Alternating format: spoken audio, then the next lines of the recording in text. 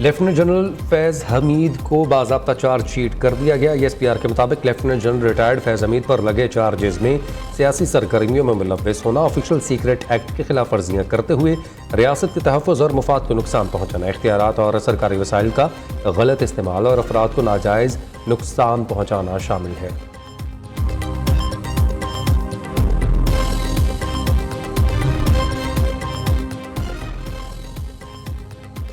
Lieutenant general retired फैज़ हमीद पर 9 मई से जुड़े वाक़यात में तफ्तीश जारी। मुतादिद पर पुरतशद्दुद वाक़यात में मज़मूम सियासी अनासर की एमा पर और मिली भगत भी शामिल तफ्तीश है। ISPR के मुताबिक फील्ड जनरल कोर्ट मार्शल के अमल के दौरान लेफ्टिनेंट जनरल फैज़ हमीद रिटायर्ड को कानून के मुताबिक तमाम कानूनी हकूक़ फराहम किए जा रहे हैं।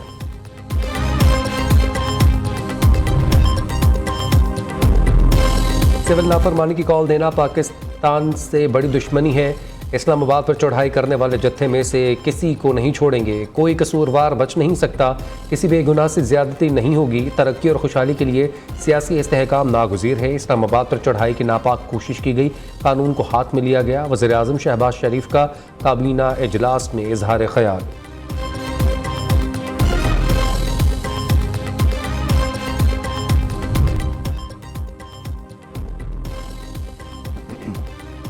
अल यमीन के गार्ड ने अपने वर्कर्स पर फायरिंग की। ख्वाजा आसिफ का दावा। वज़ीर दिफा का कहना है कि अब ये 12 अफराद कह रहे हैं, लेकिन उनका भी डेटा किसी को नहीं दे सके।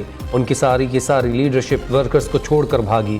PTI सिविल नाफरमानी की कॉल देने में माहिर है। 10 साल पहले भी दी थी, जब भी मुल्क सालमियत पर हमले की कोशिश की, इन्हें नाकामी का सामना हुआ। ख्वाजा आसिफ की कौमी असम्बली में लफ्जी गोलाबारी।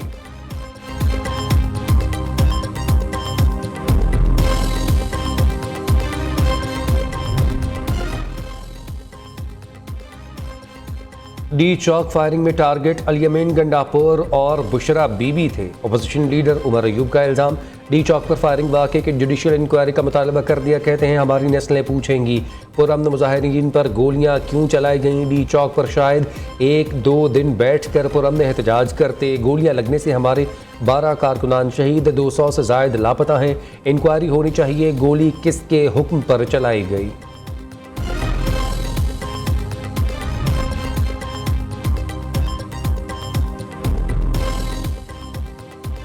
हम दुश्मनों के खिलाफ सिक्योरिटी इदारे सरगर्म अमल। सिक्योरिटी फोर्सेस की जोब के इलाके संबाजा में इंटेलिजेंस बेस्ड कार्रवाई। 15 खवारिज हलाक, असलहा, गोला बारूद और धमाका खेज मवाद बरामद। ISPR के मुताबिक ऑपरेशन के दौरान शदीद फायरिंग के तबादले में एक सिपाही आरिफ और रहमान शहीद हो गए। सदर मुमलिकत आसिफ अली जरदारी और वज़ीर आज़म शहबाज शरीफ का फितनल खवारिज के खिलाफ कामयाब ऑपरेशन पर सिक्योरिटी फोर्सेस को खिराज तहसीन। शहीद सिपाही आरिफ और रहमान को खिराज अक़ीदत पेश किया।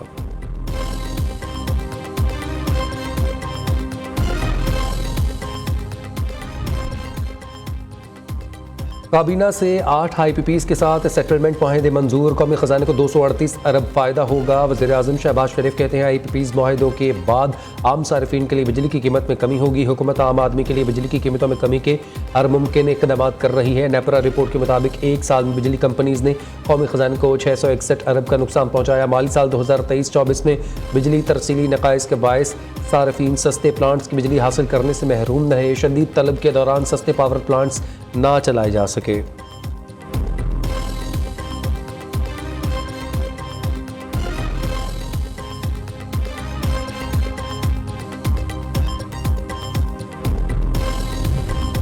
करप्शन केसेस में इस्राएली वज़ीर आज़म की तहखाने में कायम अदालत में पेशी। दौरान समात हुक्मरान जमात के रहनुमा और वज़रा नेतन्याहू की हिमायत में अदालत पहुँच गए। रिपोर्ट के मुताबिक नेतन्याहू ने मुकदमा मुलतवी करने की कोशिश की, मगर अदालत ने दरख्वास्त मुस्तरद कर दी। नेतन्याहू की गवाही 3 दिन तक जारी रहने का इम्कान है और उन्हें गवाही के बाद वजाहत के लिए दोबारा बुलाया जा सकता है। दूसरी जानिब गजा जंग के मुखालिफ और जंगबंदी का मुतालबा करने वाले इसराइलियों का नेतन्याहू के खिलाफ मुजाहरा।